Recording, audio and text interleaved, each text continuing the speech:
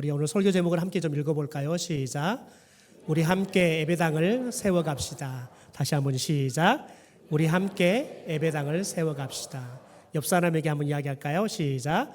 우리 함께 예배당을 세워갑시다. 오늘은 정말 가슴이 벅차오르는 영광스러운 날입니다. 예배당 건축 착공을 하는 날이기 때문에 그렇습니다. 우리가 2023년 12월 17일 날 전 교인들이 함께 예배 끝나고 모여서 간담회를 했습니다. 예배당 건축을 할지 말지에 대한 간담회를 했습니다. 그리고 24년 1월 14일 날 저희들이 공동의회를 통해서 예배당 건축하는 것을 결정하고 또 당회에다가 예배당 건축위원회 구성하는 것을 위임하고 그렇게 해서 저희들이 준비하기 시작했습니다. 원래 저희가 계획은 올해 3월 첫 번째 주일에 70주년이 되는 날 저희들이 입당 예배를 드릴 계획으로 준비를 했습니다.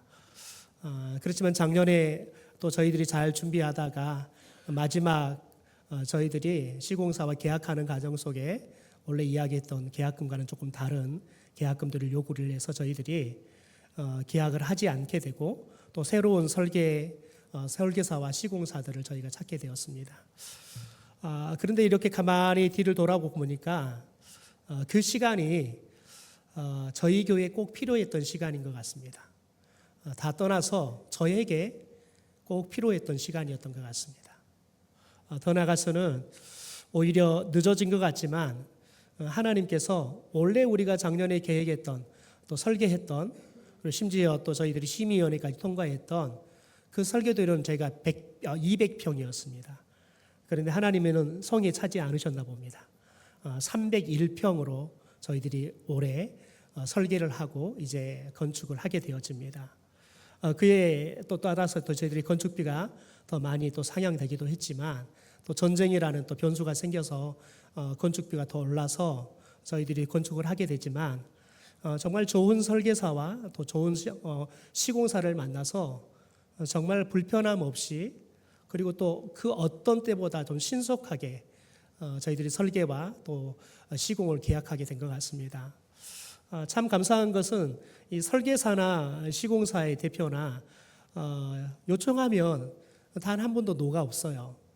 설계하시는 분도 저희가 설계 마지막까지 나올 때까지 설계가 조금 변경되더라도 더 돈들을 요구하지 않겠다고 언제든지 변경이 필요하면 말씀해 달라고 조금 더 불편하게 생각하지 말고 교회가 원하시면 언제든지 아이디어를 주시고 그러면 제가 최선을 다해서 제가 설계도를 나름대로 잘 변경해 드리겠다고.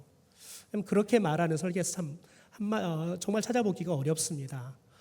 설계사가 처음 만났을 때는 약간 너무 착하게 생겨가지고 설계를 잘 하려나 했는데 정말 꼼꼼하게 설명도 해주고 자상하게 설명도 해주고 목사가 건축에 대해서 뭘 알겠습니까? 그러면 또 자세히 가르쳐드리고 주시고 또 이렇게 해야 합니다라고 안내해줘서 얼마나 감사한지 몰라요. 또 시공회사 회장님 같은 경우도 김제 송지동교회 안수 집사님이신데요. 정말 내 교회를 짓는다는 마음으로 이 교회를 또 짓겠다고 또 말씀을 하시더라고요. 또 오늘 함께 또 대표와 함께 참여하게 될 건데요. 그 모든 것들이 하나님의 은혜인 것 같습니다.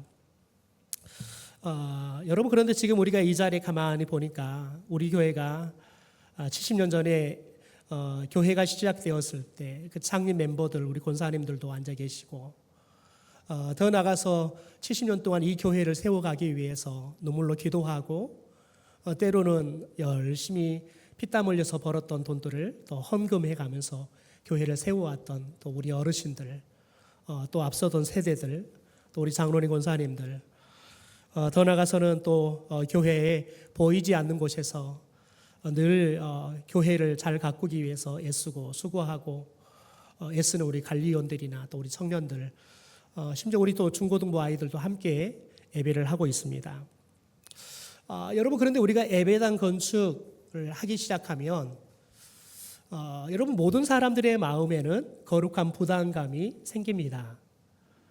왜냐하면 예배당 건축은 그냥 되어지는 게 아니라 저와 여러분이 헌금으로 헌신하고 또한 저와 여러분의 또 많은 달란트들이나 또 우리가 할 수 있는 것들을 내어드리면서 예배당이 지어져 가기 때문에 그렇습니다. 뭐 저만 하더라도 예배당을 공사하면서 목사부터 앞장서서 헌금을 해야 되는데 목사가 무슨 돈이 있겠습니까? 그러다 보니까 헌금에 대한 부담이 아마 저도 여러분 못지않게 부담이 참 큰 것 같습니다.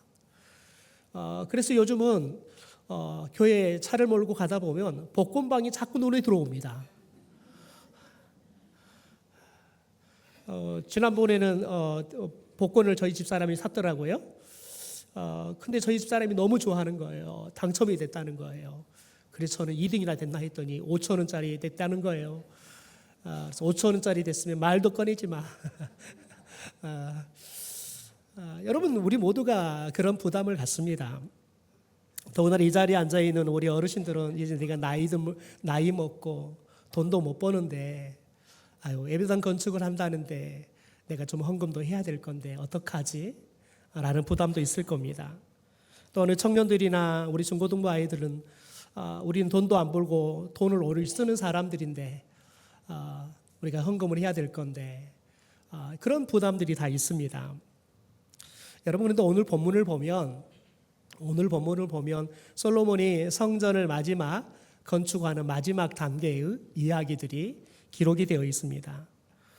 여러분, 그런데 오늘 본문만으로는 우리가 전체 좀 내용을 이해할 수는 없지만 오늘 본문과 또한 역대상의 이야기를 보면 이 예배당 건축이라는 것이 특별한 사람들에 의해서만 된 것이 아니라 모든 백성들이 힘을 모아서 되었다는 것들을 보게 되어집니다.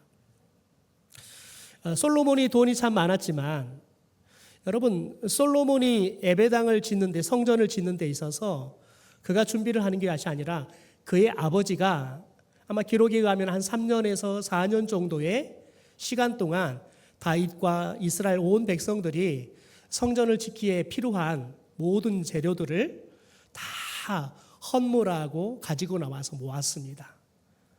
실제 다윗은 자기가 성전을 지을 계획이었습니다. 그래서 백성들이 또 헌금들을 다 모아서 가지고 나와서 준비했습니다. 그런데 하나님께서는 다윗은 너무 큰 전쟁을 하면서 피들을 너무 많이 흘리고 그 피를 보았기 때문에 거룩한 성전을 건축하는 것을 허락하지 않습니다. 대신 너희 아들에게 그 성전 건축하는 것을 허락하겠다 하지요. 여러분, 솔로몬이 왕이 되고 난 이후에 솔로몬도 무려 여러분 4년이나 예배당을 성전을 짓는데 준비 과정이 걸렸습니다. 그가 왕위에 오른 이후에 4년이 지나고 난 다음에 4년째 이 예배당을 성전 건축을 시작하게 되어지는 거죠. 여러분, 그런데 솔로몬이 성전을 건축하는 걸 보면 그가 모든 세상의 돈을 다 가진 사람처럼 부유했지만 그리고 그의 아래에 있는 수많은 사람들 중에서 전문가들은 다 자신이 거느리고 있지만 여러분, 특별한 솔로몬이라는 사람에 의해서 또 갑부들에 의해서 아니면 어떤 전문가들에 의해서 성전이 지어진 것이 아니라는 겁니다. 모든 백성들이 함께 힘을 모아서 성전은 지어졌다는 거지요. 여러분, 저와 여러분이 이 예배당 건축을 위해서 마음을 모아야 되는 것은 여러분이 돈이 없으면 기도하십시오. 여러분, 하나님께 기도하십시오. 하나님이 기도하기 시작할 때 하나님께서는 여러분의 마음을 따라 헌신할 수 있는 능력도 하나님은 허락하실 줄 믿습니다. 여러분이 물질이 적다면 여러분이 드릴 수 있는 만큼 드리십시오. 그리고 여러분이 드릴 수 있는 만큼 최선을 다해 드리십시오. 그리고 기도하십시오. 하나님께서 더 많은 축복 주셔서 내가 더 많은 애물 드리고 싶습니다. 기도하십시오. 여러분, 우리가 하나님의 일을 하기 시작할 때 하나님은 공짜로 일을 시키지 않습니다. 하나님은 우리가 하나님의 일을 할 때 일에 필요한 것들을 다 공급해 주시고 우리에게 하나님의 일에 하나님의 동역자로 사용하실 줄 믿습니다. 그러므로 여러분, 우리 교회가 예배당 건축을 하면서 온 세대들이 함께 마음을 모으고 정성을 모으고 기도를 모으고 우리가 온 힘을 모아서 예배당 건축을 멋있게 해가는 그런 은혜와 축복이 있게 되기를 주님의 이름으로 축원합니다. 오늘 말씀을 통해서 크게 세 가지를 좀 나눌 건데요. 첫 번째, 작고 평범한 나의 힘도 모이면 위대한 기둥이 된다는 겁니다.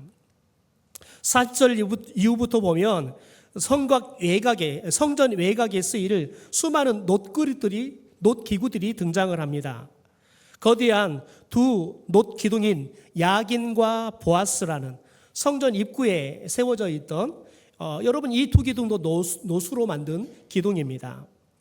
그리고 물을 담는 물두멍, 바다, 솥, 부삽, 대접들, 여러분, 이런 작은 그릇들도 다 노수로 만듭니다. 그런데 여러분, 47절에 보면 이렇게 기록합니다. 기구가 심이 많으므로 솔로몬이 다 달아보지 아니하고 두었으니 그 놋 무게를 능히 측량할 수 없었더라. 여러분, 여기 들어가는 기구가 상당히 많았다는 거예요. 그런데 이것을 만드는데 필요한 놋이 얼마나 많았냐면 무게를 달아보지 못할 만큼 많았대요. 여러분, 그런데 어떻게 해서 이렇게 많은 놋들이 모였을까요? 여러분, 온 이스라엘 백성들이 가지고 있는 자기들의 놋 제품들을 가지고 나와서 헌물했기 때문에 그렇습니다. 우리 역대상 29장 6절부터 9절의 말씀을 현대어 성경으로 우리 같이 한번 천천히 읽어볼까요? 같이 읽죠. 시작. 그러자 족장들과 각 지파의 우두머리들과 군대 장관들과 공중의 대신들이 다투어 기쁘게 예물을 바쳤다. 그들이 성전 건축을 위해 바친 금액은 금이 5,000달란트, 금화 10,000달란트, 은 10,000달란트, 구리 18,000달란트, 새 100,000달란트였다. 그리고 보석을 가져다가 성전계에 넣는 사람도 많았는데 그것은 모두 게르손의 후손 여이엘이 관리하였다. 이렇게 많은 예물을 온 백성이 한 마음으로 기쁘게 여호와께 바치고 즐거워하니 이것을 보고 다윗 왕도 크게 기뻐하였다. 여러분, 6절에 보면 굉장히 재밌는 말이 나옵니다. 족장들, 우두머리들, 군 지휘관들, 궁중의 대신들이 앞다투어서 기쁘게 예물을 바쳤대요. 서로 막 앞다투어서 예물을 드리려고 막 서둘러서 예물을 드린데 어떻게 드렸다고요? 기쁘게 드렸대요. 더 나아가서 여러분, 9절의 말씀에 보면 온 백성이 한 마음으로 기쁘게 여호와께 바치고 난 다음에 뭐 했대요? 즐거워했대요. 여러분이 헌금을 드리는데 이게 내가 진짜 하나님께 드리는 헌금인지 언제 알 수 있냐면 여러분이 헌금을 드리고 난 다음에 자꾸 헌금이 아깝다 생각이 안 들어야지 진짜 헌금이 되는 겁니다. 그런데 헌금을 드리고 났는데 아이고 내가 너무 많이 한 것 같은데 여러분, 그 주님이 안 받으십니다. 왜냐하면 주님은 우리의 마음을 받고 싶은 거지, 우리의 믿음을 받고 싶은 거지, 우리의 정성을 받고 싶은 거지, 여러분 돈을 받고 싶은 게 아닌 겁니다. 그래서 여러분, 헌금은 두 가지를 따라서 하는 겁니다. 첫째는 하나님이 주신 축복만큼 하는 겁니다. 두 번째, 여러분의 믿음을 따라 하는 겁니다. 여러분, 그런데 축복이 없는데 믿음만 커가지고 여러분 헌금을 하면 어떻게 되냐면 여러분 너무 많이 대출을 받아서 헌금하고 부도 날 수 있습니다. 여러분, 하나님 기뻐하지 않습니다. 하나님은 저와 여러분의 고혈을 뽑아서 예배당을 건축하고 먹고 살아가는 분이 아니십니다. 하나님은 저와 여러분의 생명을 주고 그 생명으로 더 풍성케 하시는 것이 하나님의 역사입니다. 여러분이 한번 가만히 세워보십시오. 하나님께 드릴 게 뭐가 있을지. 만약에 없다 그러면 기도하십시오. 여러분, 하나님이 주실 때까지 기도하십시오. 하나님이 주시지 않으면 여러분이 기도를 하나님께 드리는 겁니다. 여러분이 그것 때문에 여러분 불편해하지 마십시오. 저는 여러분이 헌금하는 걸 보지 않습니다. 저는 헌금 명단도 보지 않습니다. 재정부에서 다 하기 때문에 보지 않습니다.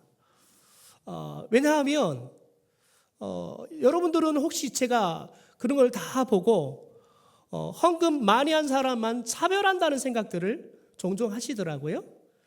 저 앞에 더 많은 아는데 돌려서 저한테 돌려오더라고요. 여러분 그건 자격지심이에요. 그러니까 여러분 그런 불편한 마음들을 혹시 여러분들이 가질까 봐 아예 제가 헌금을 누가 얼마나 했고 보지 않습니다. 여러분 그런데 오늘 말씀 역대상을 보니까요.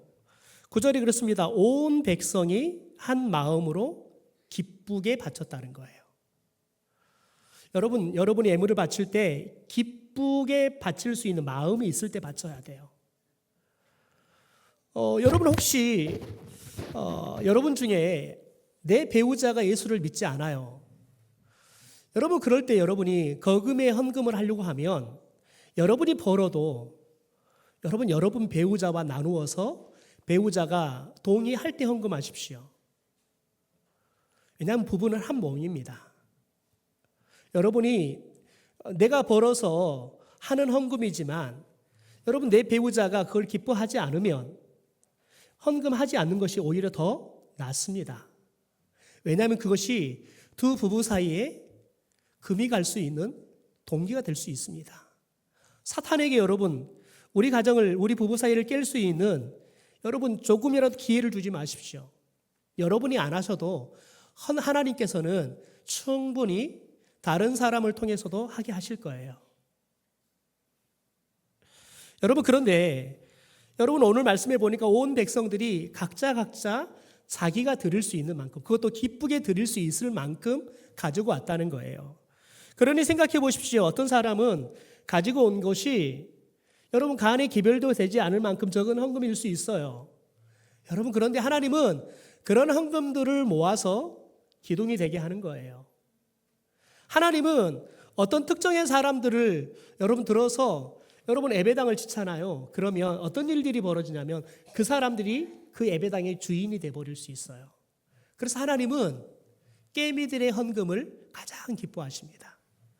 할렐루야. 김상봉 목사님이 그런 말씀을 하시더라고요. 자신의 교회는 분당에 있어 사람들이 꽤 부자들이 많고 그래서 부자들이 헌금을 많이 해서 예배당을 지은 줄 아는데 그러지 않았다는 거예요.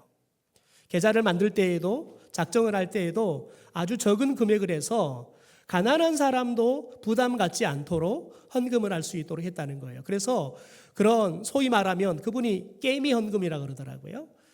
그런 개미들이 보잘것없는 개미들이 모아서 드리는 헌금들로 그 예배당을 지었다는 거예요. 정말 아름답게 예배당을 잘 지었습니다. 그러니까 어떤 일들이 벌어지냐면 여러분 온 성도들이 교회를 사랑해요. 제가 이리신강교회에서 예배당을 500개짜리 예배당을 지을 때 뭘 봤냐면 예배당을 짓고 이전에 가는데요. 따라오지를 않은 사람들이 생기는 거예요. 그래서 신방을 가서 도대체 왜 안 오십니까? 그랬더니 말은 못하고 머뭇거리시는 거예요.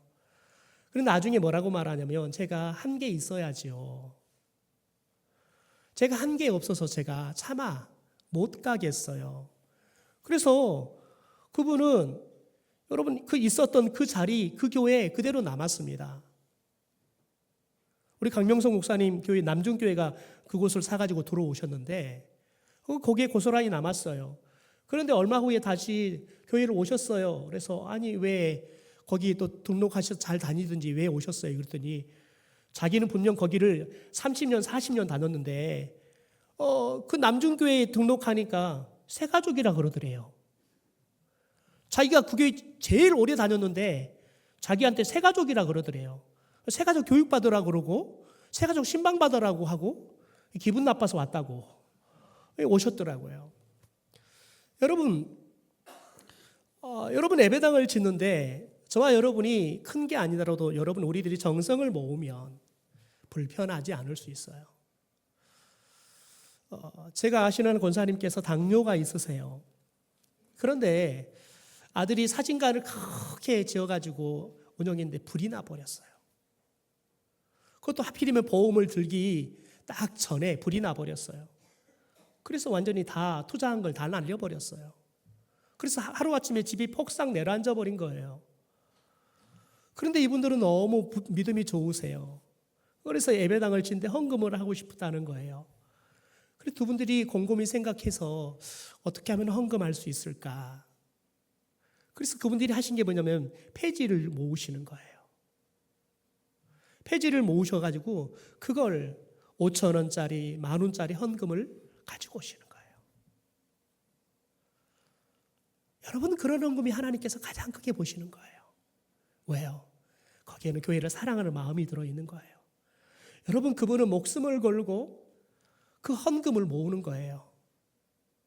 그분이 그러는 거예요. 목사님, 어제는 제가 폐지를 줍다가 분명히 열심히 주었는데 눈 떠보니까 제가 누워 있었어요. 당이 떨어졌던 거예요. 그래서 당이 떨어져서 의식을 잃었던 거예요. 그래서 지나가는 사람이 사탕을 물려주고 해가지고 다시 깨어났는데, 여러분, 그렇게 애물을 모아서 가서 헌금하는 거예요. 여러분, 하나님은 그런 귀한 헌금들을 기뻐하신다는 거지요. 여러분, 예배당 건축은 대단한 부자들이 모여서 하는 것이 아닙니다. 하나님을 사랑하는 사람들이 내가 드릴 수 있는 만큼, 내가 기쁘게 즐겁게 드릴 수 있는, 내가 드릴 수 있는 최선의 것을 드릴 때 하나님께서는 그걸 통해서 하나님의 위대한 교회를 지어갈 줄 믿습니다. 여러분, 두 번째는 하나님은 남이 보이지 않는 곳에서 드리는 중심을 보십니다. 48절부터는 성전의 내부에 있는 성소와 지성소에 들어가는 기구들이 등장합니다. 여러분, 그런데 성전 내부에 들어가는 기구들은 성전 외부에 기구들을 만드는 여러분 재료, 녹과는 정다른 재료를 씁니다. 바로 금입니다. 제단이나 상이나 등잔대나 불지게나 숟가락 등 성전 안에 있는 모든 기구들은 다 순금으로 만들었습니다. 여러분, 그런데 이 성소 안에는 솔로몬도 그렇고 백성들도 들어갈 수가 없어요. 그러니까 성소 안에는 자기들이 순금으로 만들어서 거기에 넣어놔봤자 자기들은 평생 한 번도 볼 수가 없어요. 자기들은 평생 여러분 써보지도 못해요. 그곳에는 오직 하나님만이 임재하고 대제사장만이 들어갈 수 있어요. 여러분, 그런데 자기들은 보지도 못하고 쓰지도 못할 그 성전 내부에 있는 그 기구들을 가장 여러분 비싸고 소중한 순금으로 만드는 거예요. 여러분, 자신들은 생색을 낼 수도 없어요. 여러분, 그런데 여러분, 그것은 하나님이 보시는 곳이에요. 하나님이 계시는 곳이에요. 그리고 가장 거룩한 제사를 드리는 곳이에요. 그러니까 우리들은 단 한 번도 볼 수도 없고 쓸 수도 없지만 하나님께서 보시고 또 제사를 드릴 때 쓰는 가장 거룩한 도구가 되니까요. 여러분, 기꺼이 그 순금을 헌물해서 이 기구들을 만드는 겁니다. 여러분, 우리가 예배당을 건축할 때 가장 중요한 게 뭐냐면 사람에게 보이기 위해서 하는 것이 아니라는 거예요. 여러분, 헌금을 하는 거 여러분 누가 얼마 했으니까 여러분 헌금은 상대평가가 없습니다. 여러분이 하나님 앞에 서서 정직한 마음으로 하나님이 주신 게 뭔지, 내가 하나님께 드릴 수 있는 게 뭔지 여러분 그걸 생각하면 되는 거예요. 누가 얼마를 드렸고 여러분 그건 아무런 의미가 없는 거예요. 여러분 볼 것도 없고 말할 것도 없고 평가할 것도 없어요. 그건 하나님이 원하시는 게 아니에요. 왜냐하면 하나님께 주시는 여러분 사람마다의 가정마다의 형편은 다 다른 거예요. 여러분 그것은 누구만이 정확하게 하냐면 하나님과 나만이 정확하게 아는 거예요. 어떤 장로님은 얼마 들었다더라, 어떤 권사님은, 여러분 그건 전혀 중요치 않아요. 여러분 그 말 자체가 하나님은 기뻐하지 않아요. 왜요? 우리는 다 믿음의 가족들이에요. 여러분 더 많이 드리면 함께 기뻐해 주는 거예요. 여러분 그리고 기도하는 거예요. 하나님 저도 많이 드리고 싶습니다. 저한테 축복해 주세요. 그리고 저한테 축복해 주시는 믿음도 주셔서 제가 드리고 아까우지 않게 해주세요. 드리고 난 다음에 이스라엘 백성들처럼 제가 즐거워하게 해주세요. 기쁨으로 드릴 수 있고 즐거워하게 해주세요. 여러분 기도해야 되는 거지요. 여러분 40대 후반에 한 부부가 있었습니다. 이들은 열심히 노력해서 40대 중반에 집을 장만했습니다. 그러면서 이제 우리가 집을 장만했으니까 이제부터 우리가 노후를 좀 준비했으면 좋겠다. 그래서 노후를 준비하기 위해서 연금과 적금들을 붓기 시작했습니다. 그런데 한 반년 정도 부었는데 교회에서 예배당 건축을 하겠다고 광고를 하는 거예요. 이 두 부부가 이제 그 이야기를 들으니까 여러분이 상당히 부담이 다가오는 거예요. 왜냐하면 연금과 적금을 붓느라고 여윳돈이 없었어요. 근데 예배당을 건축한다는데 가만히 있을 수도 없고, 그래 두 부부가 근다고 연금을 깰 수도 없고 적금을 깰 수도 없고 이제 반년 시작했는데, 그래서 두 부부가 함께 이야기를 하라 말고 우리 함께 기도하자고. 그래서 작정을 하고 두 부부가 새벽 예배를 나오기 시작하면서 기도했대요. 막 기도하는데 하나님이 그런 마음을 주시더래요. 야, 너 노후에 진짜 보장책이 보험이냐? 아니면 나냐? 묻더래요. 너 노후를 진짜 보장해 주는 게 보험이냐? 나냐? 묻더라는 거예요. 하나님이 그렇게 물으니까 하나님이지요 라고 이야기하는데, 가만히 생각하는데 하나님인데도 그래도 돈이 있어야지요. 그런데 하나님이 그러더라는 거예요. 야, 내가 너한테 노후를 줘야지. 돈도 쓰지. 내가 노후 안 주면 돈 모아봤자 그건 다 남의 거야. 그래서 두 부부가 참 재밌게도 동일한 감동을 받았다는 거예요. 그래서 가정 예배를 드리면서 남편이 기도하면서 받았던 감동을 나누고 아내가 나누었는데 참 재밌게도 똑같은 말을 고백하더라는 거예요. 그래서 두 부부가 함께 결단을 했다는 거예요. 우리 적금을 깨워서, 우리가 연금은 두고 적금을 깨워서 하나님 앞에 건축비로 드리자. 그리고 건축이 될 때까지는 우리가 적금을 좀 미루고 드리자. 그래서 가감하게 적금을 깨고 드리고 또 나머지 매달 드리는 적금들을 작정했다는 거예요. 여러분, 그런데 교회가 안공이 되고 난 다음에 몇 년 지났을까요? 두 부부가 가만히 생각해 보니까, 야, 참 재미있는 일이 우리 집에 벌어졌다. 그래서 남편이 이야기를 하더라는 거예요. 그래서 그랬더니, 세상에 내가 하는 사업이 내가 주님께 드린 것보다 딱 3배 더 많이 하나님이 헌금을 하기 시작한 때부터 차근차근 사업이 되게 하더니, 교회가 안공되고 난 다음에부터는 3배 더 많이 하나님이 사업이 더 되게 하시더라는 거예요. 그래서 두 부부가 세상에 우리는 하나님께 그런 은혜 받을 거라고 생각도 못하고 했는데, 하나님께서는 우리가 드린 것보다 더 많이 하나님께서는 주시더라는 거예요. 여러분, 헌금이 이렇게 하는 겁니다. 두 부부처럼 기도해보고 하나님이 주신 감동을 따라서 하는 겁니다. 하나님이 감동을 주지 않으면 하지 마십시오. 여러분, 혹시 여러분이 벌어서 하는 헌금이어도 하지 마십시오. 감동이 없으면 하지 마십시오. 왜냐하면 여러분의 자식은 여러분의 호주머니에 있는 것을 지 거라고 생각해요. 그래서 어머니가 교회 헌금하면 여러분 미쳤다 그래요. 돌았다 그래요. 교회 가지 말라 그래요. 우리 어머니 교회 다니다가 저러다가 살림 다 거덜내겠다고 다니지 말라 그래요. 괜히 자식들하고 사이 나빠집니다. 하나님이 감동을 줄 때만 하셔야 돼요. 여러분, 세 번째는 같이 읽어볼까요? 시작. 앞세대의 기도를 이어받아 다음 세대에게 영적 유산을 물려주어야 합니다. 여러분, 이게 우리가 예배당을 건축하는 가장 중요한 목적입니다. 51절에 보면 성전 건축의 가장 아름다운 마침표가 나옵니다. 우리 같이 한번 읽어볼까요? 시작. 솔로몬 왕이 여호와의 성전을 위하여 만드는 모든 일을 마친지라. 이에 솔로몬이 그의 아버지 다윗이 드린 물건 곧 은과 금과 기구들을 가져다가 여호와의 성전 곳간에 두었더라.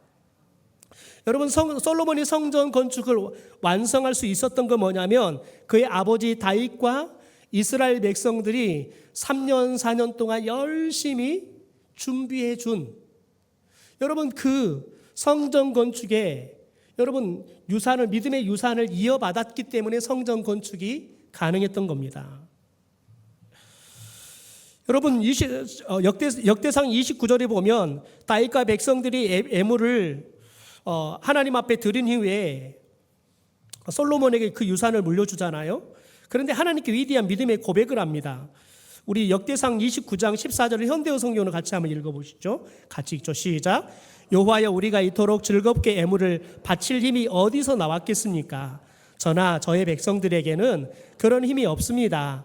그 재산이 정말 우리의 것이었으면 우리는 이토록 기쁘게 바칠 수 없었을 것입니다. 우리는 주께서 주신 것을 다시 주께 드렸을 뿐입니다. 여러분 보십시오. 이들이 왜 이렇게 기쁘게 드릴 수 있었냐? 원래 우리는 태어날 때 빈 몸으로 왔다 죽을 때 빈 몸으로 가는 사람들이에요. 그래서 우리는 성전을 건축할 때 필요한 것들을 드릴 수 있는 능력이 없었다는 거예요. 그런데 하나님이 우리에게 축복해 주셨다는 거예요. 그러니까 이것이 지금 누구 거라 고백하는 거예요? 내 게 아니라 주님 거라는 거예요. 여러분 내 거 드리면 아까워요. 근데 주님 것을 드리면 아까워요? 안 아까워요? 안 아까워요. 여러분 우리가 밥을 먹으러 갔는데 가위바위보 해가지고 진 사람이 밥 내기 합시다 해가지고 여러분 게임을 해서 내가 져버렸네요. 여러분 그럼 아까워요? 안 아까워요? 밥값 내면 아까워요? 안 아까워요? 아까워요. 내 돈이 나가니까요. 여러분 그런데 옆에 있는 친구가 져버렸네요. 친구가 밥값을 내네요. 아까워요? 안 아까워요? 안 아까워요. 왜요? 남의 거니까요. 여러분 지금 다윗 솔로몬들이 하나님 앞에 왜 기쁘게 드릴 수 있냐면 내 게 아니니까 주님 것을 주께 돌려드리는 거예요. 여러분 이 믿음의 고백이 없으면 헌금은 이 믿음의 고백을 하는 거예요. 나는 아무것도 없었는데 주님이 다 나에게 주신 것들입니다. 그래서 내가 믿음으로 헌금을 드리는 거예요. 이건 주님 겁니다. 주님이 나에게 주신 축복이어서 이건 다 내가 먹지만 주님 겁니다. 그리고 드리는 거예요. 여러분 이 믿음이 없으면 드리지 마십시오. 어떤 분은 그래요. 아유 그래도 목사님이 헌금을 많이 한 사람을 이뻐하니까 그래도 우리 목사님 낯을 봐서. 어떤 분은 그래서 저한테 봉투 가지고 오신 분이 계셔요. 목사님 헌금 가져왔어요. 예. 그러면 제가 그 마음을 알죠. 그래서 기도해드려요. 기도해드리고 그러면서 이렇게 이야기 다음에는 주일날 집사님이 직접 드리세요. 제가 드리는 거나 집사님이 직접 드리는 거나 똑같은데 주님은 집사님이 직접 드리는 거 더 기뻐하세요. 여러분 목사는 여러분이 헌금을 드리든 안 드리든 또 어떤 분은 그런 분이 계시더라고요. 헌금을 많이 하면 목사가 많이 돈을 번 줄 알아요. 네. 아니요. 헌금을 많이 또 제가 받는 사례비는 아무 변화가 없어요. 그러니까 걱정하지 말고 목사가 다 먹어볼 줄 알고 아까웠고 못 드린 분 계십니까? 예, 그럴 필요 없습니다. 아까우시면 절대 헌금하지 마십시오. 여러분, 저와 여러분 예배당을 건축해 가면서 이 믿음이 세워져야 돼요.